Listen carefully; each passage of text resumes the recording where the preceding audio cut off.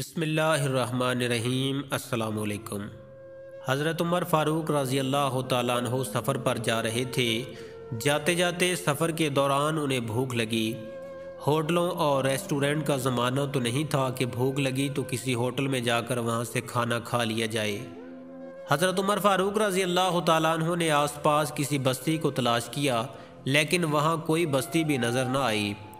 بستی تلاش کرتے کرتے دیکھا کہ ایک چرواہا بکریوں کا ریوڑ چرا رہا ہے۔ خیال ہوا کہ اس بکری والے سے کچھ دودھ لے کر پی لوں تاکہ بھوک مٹ جائے، تو دیکھا کہ چرواہا بکریاں چرا رہا ہے۔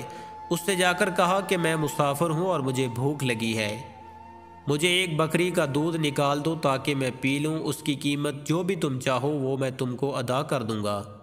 چرواہے نے کہا جناب میں ضرور آپ کو دودھ دیتا، لیکن یہ بکریاں میری نہیں ہیں، میں تو غلام ہوں، مجھے مالک نے بکریاں چرانے کے لیے رکھا ہوا ہے، اور جب تک میں اس سے اجازت نہ لے لوں اس وقت تک مجھے آپ کو دودھ دینے کا کوئی حق نہیں۔ حضرت عمر فاروق رضی اللہ تعالیٰ عنہ لوگوں کو آزمایا بھی کرتے تھے، اس لیے آپ نے ان سے کہا کہ میں تمہیں تمہارے فائدے کی ایک بات بتاتا ہوں، اگر تم اس پر عمل کر لو گے تو اس میں تمہارا بھی فائدہ ہے اور میرا بھی فائدہ ہے۔ اس بندے نے پوچھا وہ کیا؟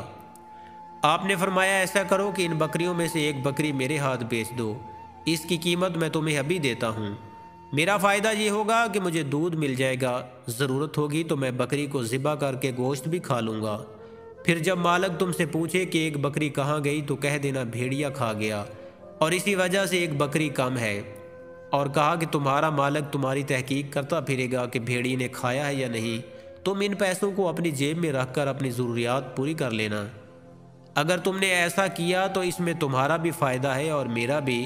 اس چرواہے نے یہ بات سنی اور کہا اے شہزادے، تم مجھ سے یہ کہتی ہو کہ میں مالک سے جا کر جھوٹ بول دوں اور یہ کہہ دوں کہ بکری کو بھیڑیا کھا گیا ہے، تو اللہ تعالیٰ کہاں ہے؟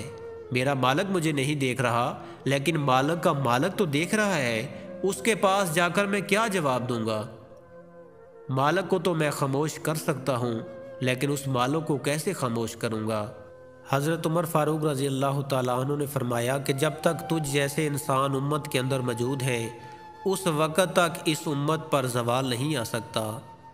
جن کے اندر اللہ کے سامنے جواب دہی کا احساس موجود ہے، جب تک یہ احساس باقی ہے اس وقت تک دنیا میں امن باقی رہے گا، جب یہ ختم ہو گیا اس وقت انسان نہ رہے گا بلکہ بھیڑیا بن جائے گا، جیسا کہ آج کل اکثر انسان بھیڑیا نما بنے ہوئے نظر آ رہے ہیں، کیونکہ ہمارے اندر یہ احساس نہیں رہا کہ اللہ ہر عمل کو دیکھ رہا ہے۔